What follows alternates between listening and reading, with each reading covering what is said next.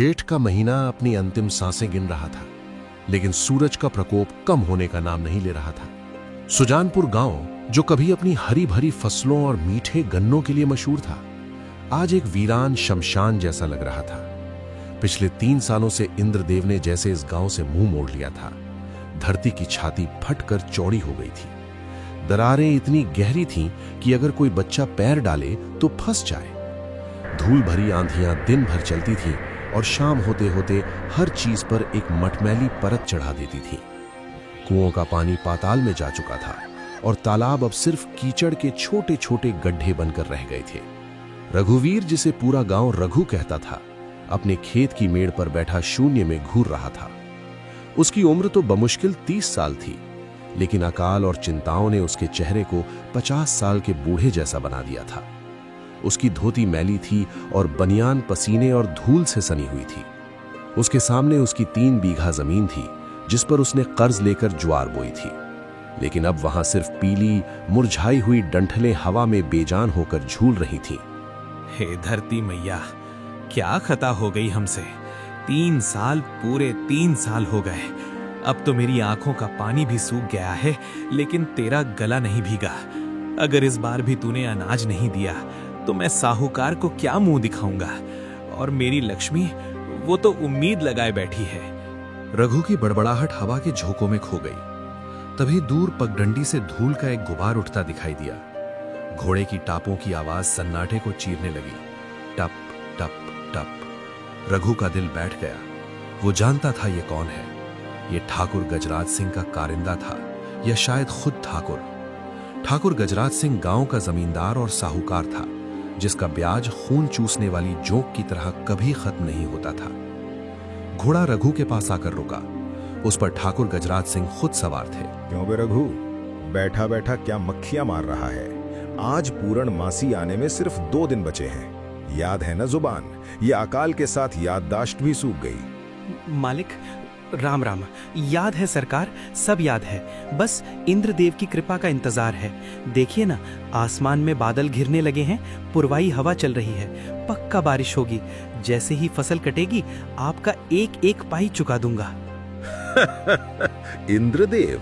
अरे मूर्ख, इंद्रदेव ने तुम्हारे गांव को श्राप दिया है। 3 साल से तेरी यही रट सुन रहा हूं, अब और नहीं। सुन ले कान खोलकर, अगर इस पूर्ण मासी तक ब्याज की रकम नहीं आई तो ये 3 बीघा जमीन मेरी होगी, और तू और तेरी वो लुगाई दोनों गांव छोड़कर भाग जाना, वरना मेरी हवेली में बेगार करनी पड़ेगी।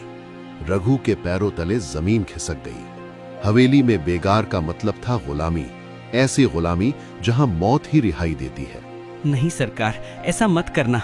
ये जमीन मेरे पुरखों की है, मेरी माँ है। इसे मत छीनो।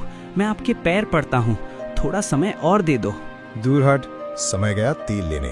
2 दिन, सिर्फ 2 दिन है तेरे पास। ठाकुर ने घोड़े को एड़ लगाई और धूल उड़ाते हुए निकल गए। रघु वहीं धूल में घुटनों के बल बैठ गया। उसका हाथ दर्द से जल रहा था जहां हंटर लगा था, लेकिन सीने का दर्द उससे कहीं ज्यादा गहरा था। शाम ढल रही थी। सूरज लाल होकर पश्चिम में डूब रहा था, जैसे खून का प्याला हो। रघु लड़खड़ाते कदमों से गांव के पुराने मंदिर की ओर गया। वहां बरगद के पेड़ के नीचे एक चबूतरा था, जहां गांव के बुजुर्ग सोमेश काका बैठे हुक्का गुड़गुड़ा रहे थे। सोमेश काका की उम्र 100 साल से ऊपर थी। उनकी आंखों में मोतिया बिंद था, लेकिन गांव वाले कहते थे कि वो देख सकते हैं जो जवान आंखों को नहीं दिखता। तक दोनों चुप रहे। सिर्फ हुक्के की गुड़गुड़ और दूर किसी सियार के रोने की आवाज आ रही थी। ठाकुर आया था ना? हाँ काका, 2 दिन का वक्त दिया है, वरना जमीन गई। मैं क्या करूं काका, आत्महत्या कर लूं? कायरों वाली बात मत कर। मरना आसान है रघु, जीना मुश्किल। लेकिन जब देवता सो जाएं तो इंसानों को असुरों का दरवाजा खटखटाना पड़ता है। क्या मतलब काका? तुझे याद है तेरे दादा भैरव सिंह ने 50 साल पहले वाले अकाल में क्या किया था? तब भी ऐसा ही सूखा पड़ा था। लोग भूख से एक दूसरे को नोच रहे थे। तब तेरे दादा ने उस लाल बिजूका को जगाया था। लाल बिजूका? वो डरावनी कहानी? काका, वो तो बच्चों को डराने के लिए है कि खेत में एक लाल कपड़े वाला पुतला है जो बच्चों को पकड़ लेता है। वो कहानी नहीं है, वो इस गांव का सबसे काला सच है। वो पुतला साधारण घास फूस का नहीं है, उसे एक अघोरी ने शमशान की राख, काले बांस और एक नर मुंड यानी इंसानी खोपड़ी से बनाया था। उसका नाम है रक्त बीज। वो क्षेत्रपाल है, वो जमीन की प्यास बुझाता है, बादलों को खींच लाता है, लेकिन बदले में वो कुछ मांगता है। क्या मांगता है वो बाद में सोचना, पहले ये सोच कि तेरे पास और कोई रास्ता है। अगर तू अपनी जमीन, अपनी पत्नी और अपनी इज्जत बचाना चाहता है तो तुझे उस बिजूका को वापस लाना होगा। वो अब कहाँ है? गांव के बाहर जो पुरानी खंडहर हवेली है उसके तहखाने में। तेरे दादा ने उसे लोहे की जंजीरों में बांधकर वहां दफन कर दिया था, क्योंकि वो बेकाबू हो गया था। लेकिन आज मजबूरी है, जा आज रात ही उसे ले आ। कल अमावस है, उसे खेत में गाड़ने का सही समय। रघु का दिल जोरों से धड़क रहा था। एक तरफ ठाकुर की धमकी थी, दूसरी तरफ एक अज्ञात डरावना साया। उसने अपनी पत्नी लक्ष्मी का चेहरा याद किया। उसने फैसला कर लिया, वो नर्क में जाने को तैयार था, बस उसकी जमीन बच जाए। रात का दूसरा पहर, पूरा गांव गहरी नींद में था। रघु अपने घर से चुपके से निकला। गांव के बाहर वाली पुरानी हवेली तक पहुंचते पहुंचते उसे कई बार लगा कि कोई उसके पीछे चल रहा है। हवाओं में सरसराहट थी। हवेली पूरी तरह टूट चुकी थी। दीवारों पर पीपल के पेड़ उगाए थे। चमगादड़ों की गंध से हवा भारी थी। रघु लोहे का भारी दरवाजा जंग खा चुका था। उस पर एक बड़ा ताला लटक रहा था, जिस पर लाल धागे बंधे थे। हे बजरंगबली, मुझे माफ करना, मैं ये अपने लिए नहीं कर रहा। रघु ने सब्बल से ताले पर वार किया। खड़ाक, जंग लगा ताला टूटकर गिर गया। दरवाजा चरमराते हुए खुला। अंदर से एक हवा का झोंका आया जो इतना ठंडा था कि रघु की हड्डियों तक सिहरन दौड़ गई। उस हवा में सड़े हुए फूलों और पुराने खून की गंध थी। रघु घुसा। तहखाना मकड़ी के जालों से भरा था और कमरे के बिल्कुल बीचों बीच वो खड़ा था। लालटेन की रोशनी उस पर पड़ी। वो करीब 7 फीट लंबा था। उसका ढांचा काले बांस से बना था। उसे एक गहरा लाल रंग का कुर्ता पहनाया गया था जो अब मैला हो चुका था। उसके सिर की जगह एक बड़ा सा मिट्टी का मटका था। उस मटके पर कोयले से 2 बड़ी बड़ी आंखें बनाई गई थीं और एक बहुत ही डरावनी चौड़ी मुस्कान। उसके गले में हड्डियों की माला थी और उसके दाहिने हाथ में एक असली जंग लगी हुई दरांती फार्मिंग सिकल बंधी थी। वो बेजान था, लेकिन रघु को लगा कि मटके पर बनी वो आंखें उसे घूर रही हैं। ये बस एक पुतला है रघु, बस घास और बांस, डर मत। रघु ने आगे बढ़कर उसे उठाने की कोशिश की। जैसे ही उसने पुतले को हाथ लगाया, उसे एक झटका लगा। पुतला बहुत भारी था, इतना भारी जैसे उसके अंदर घास नहीं बल्कि मांस और हड्डियां भरी हों। रघु ने पूरी ताकत लगाकर उसे अपने कंधे पर लादा। बिजूका की बांस वाली उंगलियां रघु की पीठ पर लटक रही थीं। चलते वक्त रघु को महसूस हुआ कि वो उंगलियां थोड़ी हिल रही हैं और उसकी पीठ को खुरच रही हैं। रघु खेत पर पहुंचा। रात के 3 बज रहे थे। सोमेश काका ने जैसा बताया था, उसने खेत के ठीक बीच में गड्ढा खोदा। उसने बिजूका को गड्ढे में खड़ा किया और मिट्टी भर दी। बिजूका अब खेत में खड़ा था, अंधेरे में एक राक्षस की तरह। उसकी लाल कुर्ती हवा में फड़फड़ा रही थी। रघु ने अपनी जेब से सिंदूर निकाला और बिजूका के पैरों पर छिड़क दिया।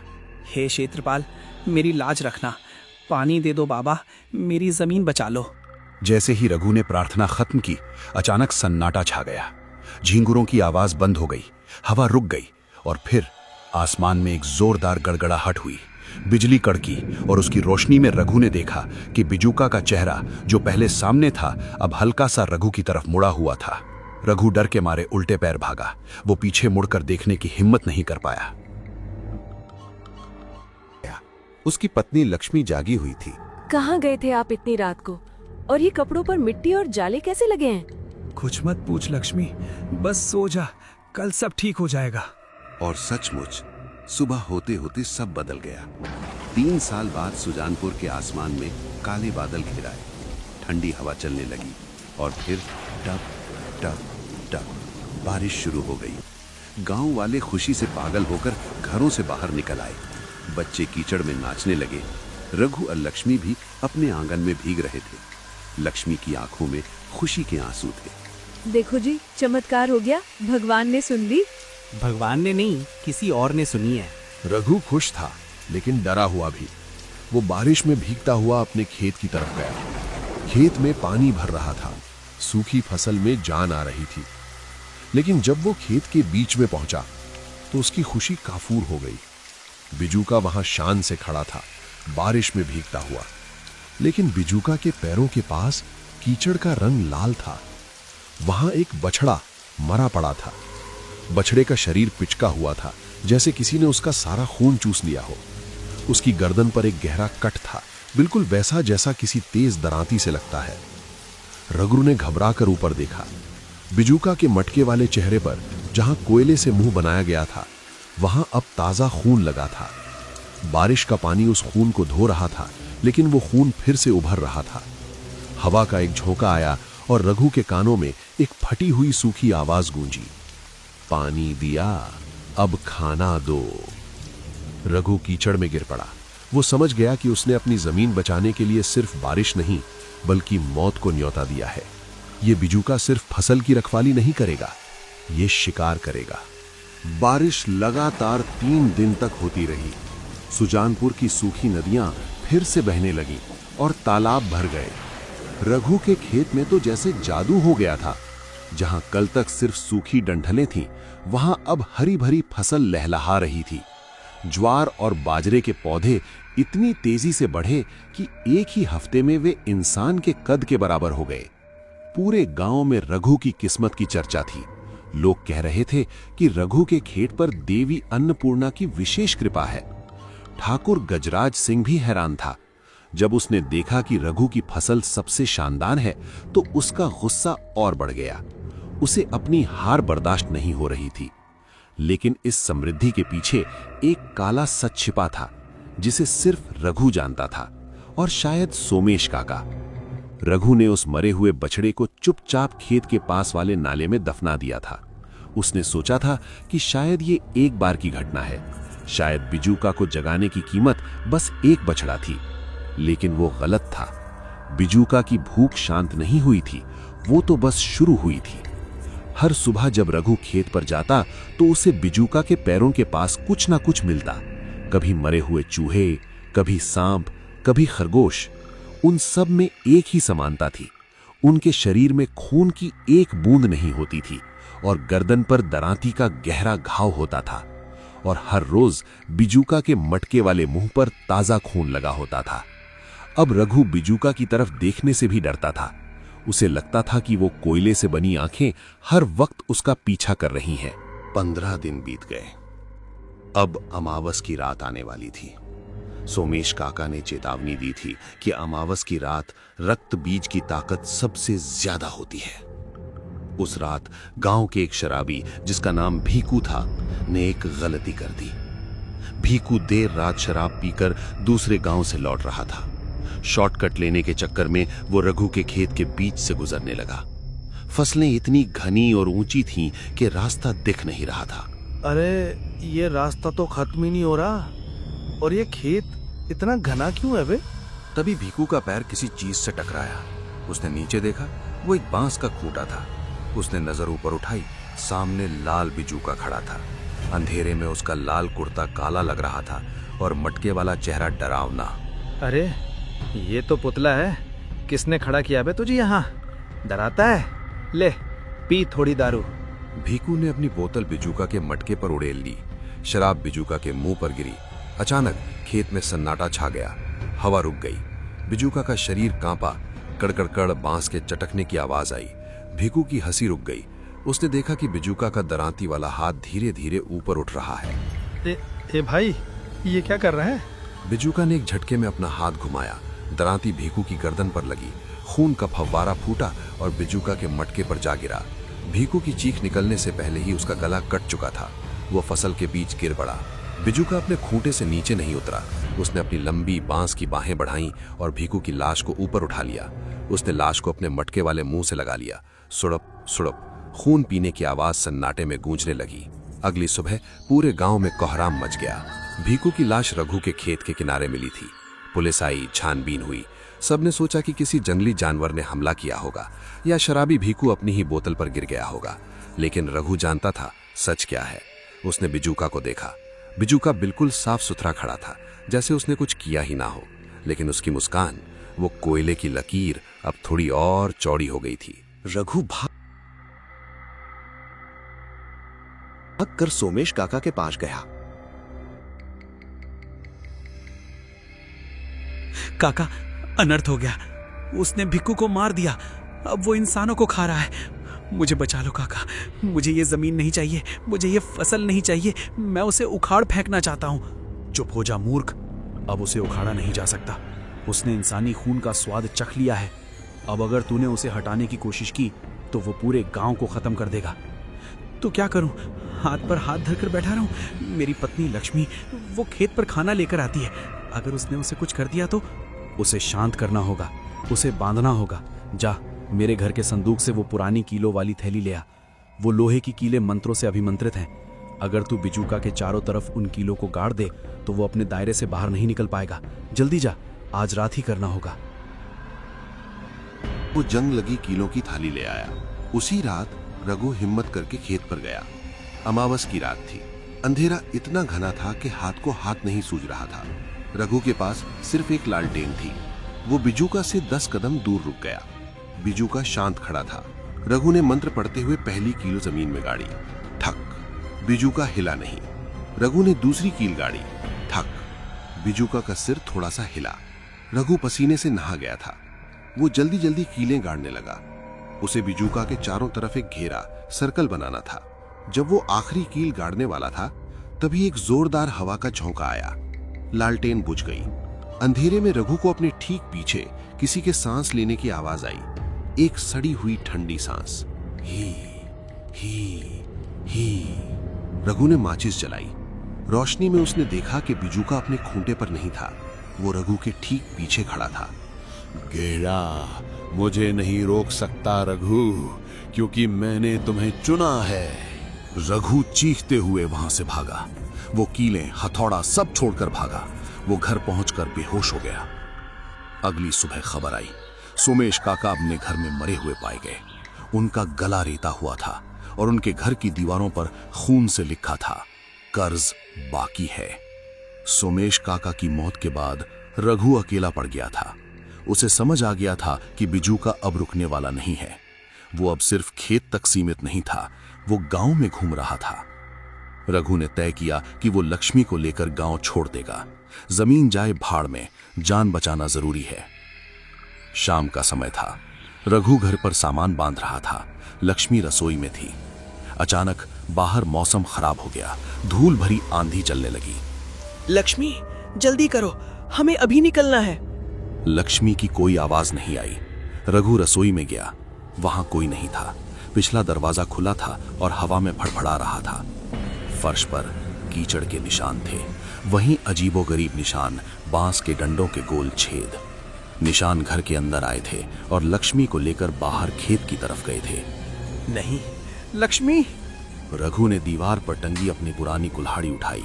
अब उसके मन से डर निकल चुका था। अब सिर्फ गुस्सा था। एक ऐसा गुस्सा जो इंसान को जानवर से लड़ने की ताकत देता है। वो आंधी तूफान की परवाह किए बिना खेत की तरफ दौड़ा। रघु खेत में पहुंचा। फसलें हवा में पागलों की तरह झूल रही थीं। बीच में जहां बिजूका का स्थान था, वहां एक भयानक दृश्य था। लक्ष्मी जमीन पर बेहोश पड़ी थी और उसके ऊपर वो लाल बिजूका खड़ा था। इस बार बिजूका का रूप बदल चुका था। वो अब सिर्फ पुतला नहीं था, उसके बांस के ढांचे के ऊपर मांस और नसें उभर आई थीं। ऐसा लग रहा था जैसे वो धीरे धीरे इंसान का रूप ले रहा हो। भीकू और सोमेश काका का खून पीकर वो जीवित हो रहा था। उसकी दरांती अब उसके हाथ का हिस्सा बन चुकी थी। आ गए रघु, मैं तुम्हारी ही प्रतीक्षा कर रहा था। तुम्हारी पत्नी और उसका बच्चा, ये मेरी आखिरी खुराक है। इसके बाद मैं पूर्ण हो जाऊंगा। उसे छोड़ दे शैतान, तेरी दुश्मनी मुझसे है। मैंने तुझे जगाया था, मेरा खून ले ले। तेरा खून? तेरा खून तो डर से पानी बन चुका है, मुझे मासूम खून चाहिए। बिजुका ने दरांती लक्ष्मी की तरफ बढ़ाई। रघु ने पूरी ताकत से छलांग लगाई। खटाक! रघु की कुल्हाड़ी बिजुका के बांस वाले पैर पर लगी। गहरा घाव हुआ, लेकिन खून की जगह काला गाढ़ा तरल निकला। बिजुका ने अपने दूसरे हाथ, जिसमें लंबी लंबी टहनियों वाले पंजे थे, से रघु को मारा। रघु हवा में उछलकर दूर जा गिरा। उसकी तूने मेरे दिल को छूने की कोशिश की, अब मैं तेरा दिल निकालूंगा। बिजुका ने अपनी दरांती रघु के सीने की तरफ बढ़ाई।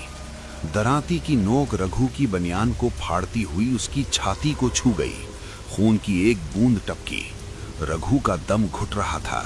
उसकी आंखों के आगे अंधेरा छाने लगा। उसे धुंधला धुंधला दिखाई दे रहा था कि नीचे जमीन पर लक्ष्मी पड़ी है, बेहोश, शायद हमेशा के लिए। नहीं, मैं ऐसे नहीं मर सकता। लक्ष्मी, मेरा बच्चा। रघु के पास अब कोई हथियार नहीं था। कुल्हाड़ी दूर अंधेरे में कहीं गिर गई थी। बिजुका अब और भी गुस्से में था। वो अपने चेहरे पर लगी कीलों को नोच रहा था। अब भागने की जगह नहीं है रघु। रघु ने देखा कि बिजुका के सीने में जहां कुल्हाड़ी ने घाव किया था, वहां घास हट गई थी और अंदर पसलियों के ढांचे के बीच एक पीली पुरानी इंसानी खोपड़ी लटक रही थी। वो खोपड़ी धड़क रही थी, धक धक धक, जैसे कोई जीवित दिल हो। रघु समझ गया, उसे उस खोपड़ी को नष्ट करना होगा, लेकिन वो खोपड़ी बांस के पिंजरे के अंदर सुरक्षित थी। रघु अपने हाथों से उसे नहीं तोड़ सकता था। तभी उसकी नजर पास पड़े एक भारी पत्थर पर पड़ी। ये वही पत्थर था जिसे खेत की सीमा बनाने के लिए रखा गया था। रघु ने वो पत्थर उठाया। पत्थर कम से कम 20 किलो का था। रघु की बाहें कांप रही थीं, लेकिन उसने पत्थर को सिर के ऊपर उठा लिया। बिजुका उसे रोकने के लिए अपना दरांती वाला हाथ ऊपर लाया। रघु चिल्लाया, ये भिक्कू के लिए, ये सोमेश काका के लिए और ये मेरी लक्ष्मी के लिए। उसने पत्थर पूरी ताकत से बिजुका के सीने पर दे मारा। धड़ाम! पत्थर ने बिजुका के बांस के हाथ को तोड़ दिया और सीधे उसके सीने पर लगा। लेकिन खोपड़ी अभी भी नहीं टूटी थी। बिजुका हंसने लगा। पत्थर से हड्डियों को नहीं तोड़ सकते रघु, मैं अमर हूं। रघु हताश हो गया। तभी उसकी नजर पास पड़ी लक्ष्मी पर गई। लक्ष्मी होश में आ रही थी। उसने अपनी धुंधली आंखों से देखा कि रघु मुसीबत में है। लक्ष्मी के पास उसके दुपट्टे में बंधी हुई पूजा की एक छोटी सी चांदी की घंटी थी। वो हमेशा उसे अपने साथ रखती थी। रघु, ये लो, चांदी बुराई को काटती है। लक्ष्मी ने घंटी रघु की तरफ फेंकी। रघु ने हवा में घंटी लपकी। बिजुका अब खुद को खूंटे से निकालने की कोशिश कर रहा था। रघु बिजुका के ऊपर कूद गया। उसने एक हाथ से बिजुका के टूटे हुए सीने को खोला और दूसरे हाथ में वो चांदी की घंटी मुट्ठी में भींच ली। उसने अपनी मुट्ठी को एक हथौड़े की तरह इस्तेमाल किया। वापस जा नर्क में। उसने चांदी की घंटी वाली मुट्ठी से सीधे उस धड़कती हुई खोपड़ी पर वार किया। टनन! चांदी का स्पर्श होते ही खोपड़ी पर दरार पड़ गई। उसमें से काला धुआं निकलने लगा। बिजुका चीखा। ये चीख इतनी तेज थी कि रघु के कान सुन्न हो गए। रघु ने एक और वार किया। कड़क! खोपड़ी के टुकड़े टुकड़े हो गए। जैसे ही खोपड़ी टूटी, एक तेज धमाका हुआ। काला धुआं और राख का एक बवंडर उठा, जिसने रघु को दूर फेंक दिया। बिजुका का शरीर, जो बांस, घास और मांस का एक घिनौना मिश्रण बन चुका था, वो पिघलने लगा। उसमें से काला कीचड़ बहने लगा। देखते ही देखते वो विशाल शैतान एक कीचड़ और राख के ढेर में बदल गया। उसका मटका टूटकर चकनाचूर हो गया और वो दरांती वो जंग खाकर वहीं गिर गई। सन्नाटा छा गया। बारिश रुक गई। बादल छटने लगे और चांदनी रात खेत पर उतर आई। रघु कीचड़ में लेटा आसमान को घूर रहा था। उसका शरीर दर्द से टूट रहा था, लेकिन उसका मन शांत था। आप ठीक हैं? हाँ लक्ष्मी, वो खत्म हो गया, कर्ज चुक गया। सुबह होते ही पूरा गांव खेत पर इकट्ठा हो गया। उन्होंने देखा कि खेत के बीच में राख और काले कीचड़ का एक बड़ा ढेर लगा है। ठाकुर गजराज सिंह भी आया। उसने रघु को देखा, जो घायल था, लेकिन जिसकी आंखों में अब डर नहीं, एक आग थी। रघु ने ठाकुर की तरफ देखा और अपनी जमीन की तरफ इशारा किया। ठाकुर, फसल तैयार है। अपना हिस्सा ले लो और ब्याज का हिसाब कर लो, लेकिन याद रखना इस जमीन पर अब सिर्फ मेरा पसीना गिरेगा, किसी का खून नहीं। ठाकुर ने उस काले ढेर को देखा और फिर रघु को। उसे समझ आ गया कि यहां कुछ ऐसा हुआ है जो उसकी समझ से परे है। वो चुपचाप अपनी गाड़ी में बैठकर चला गया। रघु और गांव वालों ने मिलकर उस राख और टूटी हुई खोपड़ी के टुकड़ों को इकट्ठा किया। उन्होंने उसे नदी के सबसे गहरे हिस्से में बहा दिया। उस दिन के बाद सुजानपुर में फिर कभी अकाल नहीं पड़ा, लेकिन रघु ने एक नियम बना दिया, इस गांव में कभी कोई बिजूका नहीं लगाएगा। फसल पक्षी खाएं तो खाएं, लेकिन हम किसी शैतान को रखवाली के लिए नहीं बुलाएंगे। और वो पुरानी हवेली, उसे गांव वालों ने मिलकर ढहा दिया और वहां हनुमान जी का मंदिर बनवा दिया।